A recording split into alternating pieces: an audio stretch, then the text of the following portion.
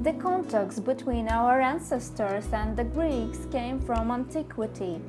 Originally, Greeks in Russia were called Byzantines, the closest neighbors of the East Slavic peoples. It was Byzantium that became the birthplace of Orthodox Christianity for Rus. Orthodoxy is still being the spiritual foundation of Russian culture. Citizens of Byzantium came to Russia not only in the first centuries after Christianization of Rus, but also after Byzantium was conquered in 1453. Since the 14th century, the Greeks in Moscow lived in Kitai-Gorod.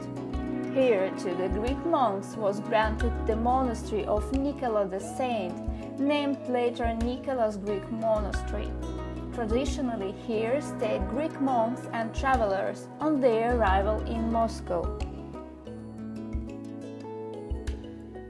In the 17th century, the Greek scientists Likud brothers were allowed to establish the Slavic-Greek-Latin Academy on the premises of the Ikonospassky Monastery in Kitai-Gorod.